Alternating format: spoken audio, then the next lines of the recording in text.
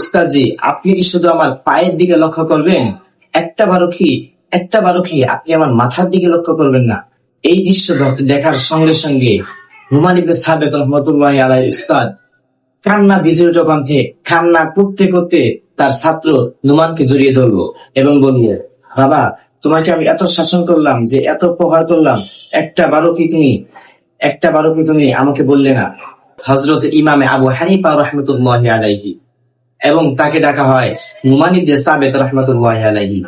এই ইমামে আবু হানিফা রাহমাতুল্লাহি আলাইহি ছাত্র জীবনের ছোট্ট একটি ঘটনা আপনার সামনে তুলব।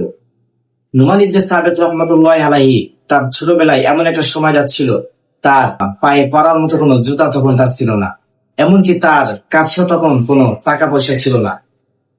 নুমান ইবনে সাবিত রাহমাতুল্লাহি আলাইহি এই অবস্থায় একদিন খালি পায়ে মাদ্রাসায় হরসে উপস্থিত হলেন। তারপরে তার উস্তাদের ক্লাসে তিনি উপস্থিত হলেন। উস্তাদ তখন দেখলো তার পায়ের মধ্যে কোনো জুতা নেই।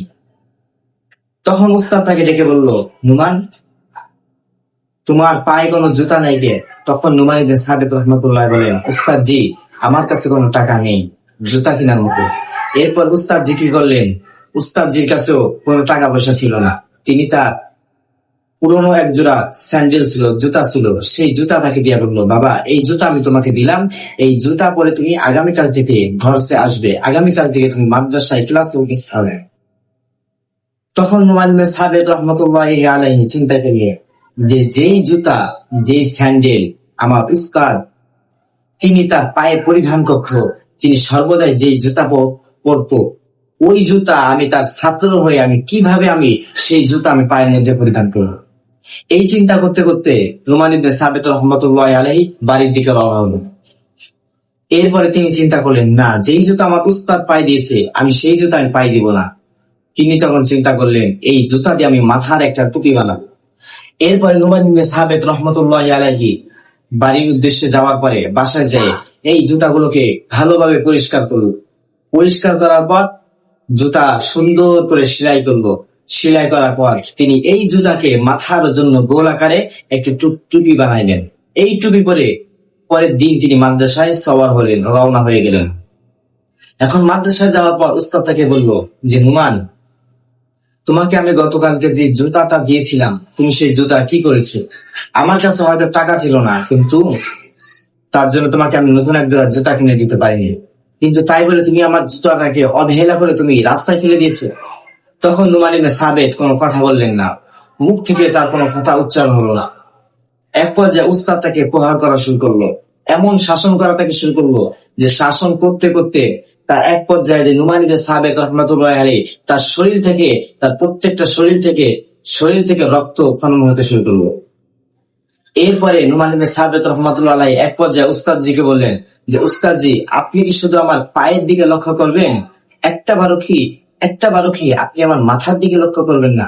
এই দৃশ্য দেখার সঙ্গে সঙ্গে নুমান ইবনে সাবিত রাহমাতুল্লাহি আলাইহি উস্তাদ কান্না ভিজে উঠল কণ্ঠে। কান্না করতে করতে তার ছাত্র নুমানকে জড়িয়ে ধরলো এবং বলল, বাবা তোমাকে আমি এত শাসন করলাম, যে এত প্রহার করলাম, একটা বারো কি তুমি আমাকে বললে না? একটা বারো কি তুমি আমাকে বলার মতো তুমি একটা বারো কি তুমি বললে না?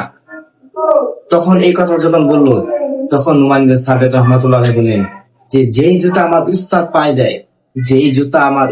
পায়ে দেয়, উস্তাদ জি আপনি বলুন, আমি সেই জুতা কিভাবে পরিধান করবো? উস্তাদকে আমার সম্মান, উস্তাদের সম্মান আমার পায়ের নিচে নয়, উস্তাদের সম্মান হলো মাথা।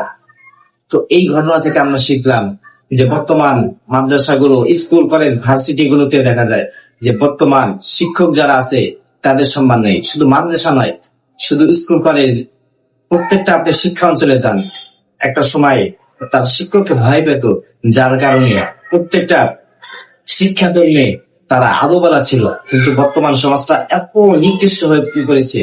আল্লাহ পাক রব্বুল আলামিন আমাদের সকলকে এই সমস্ত আচরণমূলক থেকে আল্লাহ তাআলা আমাদের সকলকে হেফাজত করুন, এবং নুমান ইবনে সাবিত রাহমাতুল্লাহি আলাইহি সেই শিক্ষা থেকে আমাদের প্রত্যেকটা তালিবুল ইলমদেরকে আল্লাহ তাআলা সেই শিক্ষা গ্রহণ করার মতো আল্লাহ তাআলা আমাদের সকলকে তৌফিক দান করুন। ওয়া মা আলাইনা ইল্লাল